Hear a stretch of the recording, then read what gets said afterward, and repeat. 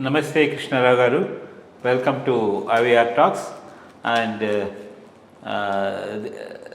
today we are going to discuss about the election turnout and the nerve feel of the voters yesterday. Yesterday in Andhra Pradesh and Telangana, the fourth phase of elections are over, and it's a very interesting topic for all Telugu speaking people. First we will make an analysis on Andhra Pradesh, and then we'll come to Telangana. Andhra Pradesh, this time we have seen a little more anti-establishment sort of situation taking place among different voters, and but still Jagannath Reddy is having his own following because of his populist schemes in the rural areas and to the people below poverty line. So a number of people have went all the way without reservation from Hyderabad, and also some people from abroad also. From abroad all the people are from Telugu Desam, obviously, because I don't know Jagannath Reddy how much he would have funded. But whatever all said and done, as per the feedback what I have got with whatever phone calls I have made yesterday to coastal areas, every party has spent the money in luring the voters to vote for them. Maybe it is Telugu Desam party, or be it Janasena, or be it IYRCP party. People have taken the money, but they have voted as per their choice. So one thing is that the voting has taken place more peacefully, except 5-6 places where tempers have risen, and then some places even polling stations have been attacked, and the ballot boxes have been crashed. These sort of things have taken place. And in fact, in place like Tenali, where simply a normal voter has asked the MLA to come and vote as per the practice in vote, come in the line and do it. Of course, he did not respond, but on the return he came, and with the instruction of the people around him, he came and slapped him. This fellow immediately slapped that fellow back again, and the people around him have in fact bullied him, and so this sort of things also has happened. And in fact, an officer from other than outside, that is election observer, he was really upset that what is happening and nothing is being reported and all this, because I think Guntur, Palnadu district also, some lady thing is also becoming viral. What do you think will be the outcome of this time result as per whatever little survey or feedback what you got from Andhra Pradesh region? First of all, I welcome the viewers to this new channel, IYRTalks English. Earlier, whatever we were recording in English also we are posting in the IYRTalks, where most of the videos were Telugu. So I thought that's not the right way of doing it, because this was more meant for viewers who do not speak or know Telugu. So let's start a separate channel. So we have started this separate channel called IYRTalks English, where the English videos are being posted. Just started about a week back and put a few of them, and these will also get posted there, and request the viewers to subscribe and see them for whatever you feel about it. So that's one portion about it. Then let's come to the issue of this Tenali incident. Tenali incident shows the arrogance of the people's representatives. I mean, thinking that they have a right to do anything and get away with it. First of all, whoever is that MLA, wrong in violating the queue, going there and voting. That itself is a big not do. He should have come in the proper queue and then voted. Then I really appreciate that individual who questioned the MLA. What right you have to go like that? And what is his response? You should have told, sorry, I did a wrong thing. I'm sorry, I will not do it next time. Instead of that, he goes and slaps him. And that's the arrogance of the person. I really appreciate that individual who spontaneously slapped back the MLA. Whatever are the consequences, he knows. He's a small fry and the MLA is there with all his might and his marbalam people. So anything can happen. And as expected, those people bet him black and blue. In spite of that, that's the spirit of the individual, spirit of human dignity. That's what he has displayed. I mean, all of us should really be with that man and really support him. And this MLA should be shown his place publicly or otherwise. That's as far as the incident that happened at Tenali is concerned. Then coming back to the voting patterns, how they have spread out and how it will going to affect the final outcome. One, basically, when there is huge turnout as it happened this time, mostly it will be anti-incumbency. And an anti-incumbency at this level will lead to toppling of the government, not only toppling of the government, a landslide victory for the opposition. That happened in 2019 when there was a 80% turnout. It resulted in about 150 seats coming to Jagan Mohan Reddy. Will it be the same way this time? Jagan Mohan Reddy going out and the alliance coming with 150 plus? That's a question mark. Let's examine that. 2019, the anti-incumbency was universal. All sections cutting across the urban, the rural, the educated, the uneducated, the upper caste, the lower caste, everyone. But this time, anti-incumbency is fragmented.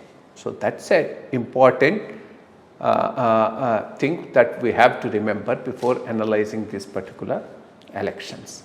Fragmented in the sense, the urban voter 100% anti-incumbency. The youth 100% anti-incumbency. The educated 100%. The employees 100%. That's why the postal ballots have been huge demand and huge this thing.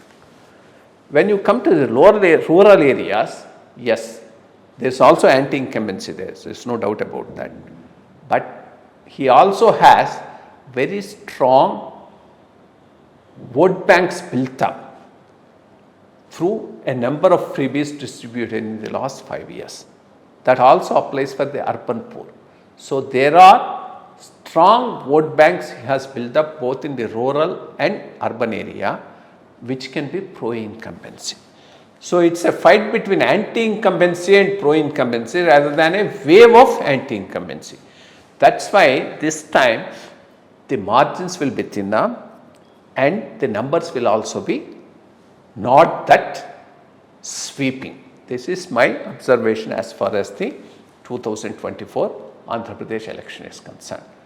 Going by these trends and the anti-incumbency voting definitely has outshone the pro-incumbency. So with an anti-incumbency which is more than the pro-incumbency, the alliance may land up with a majority of 90 to 100 and form the government. That's my assessment for Andhra Pradesh. So Jagan Mohan Reddy may confine himself to about 70 to 80. The reason for this is twofold. One, as we keep on hearing in politics, there are no murders, there will only be suicides. This is something some people keep telling. Second, you can only do Bhasmasura Hasta in politics, and Jagan Mohan Reddy is good at that. One, by personally attacking Pawan Kalyan over and again and making it a big issue, he helped in consolidation of copper vote towards Janasena and through Janasena to the alliance. If he has not gone that bitterly against him, maybe the Kapu vote would have been split, because with Pawan Kalyan not being a chief minister candidate, there was really no need for the Kapu vote to consolidate in favor of the alliance, but Jagan Mohan Reddy ensured the Kapu vote is consolidated in favor of the alliance. In places like East and West Godavari, if Kapu vote gets consolidated one side, there is a possibility of City Belja vote getting consolidated on the other side. This time it didn't happen. So he lost the Kapu vote. He didn't get the City Belja vote in full. So that broadly explains a possible sweep for the alliance in East and West Godavari. And in addition to East and West Godavari, the other areas also, YSRCP may not do as well as they have planned. Rayalaseema also, they may lose some seats, especially when people are saying Kadapa, they may lose 2 to 3 votes. If they are losing 2 to 3 in Kadapa, it's going to be a big thing for the YSRCP, where they are expected to win all the seats.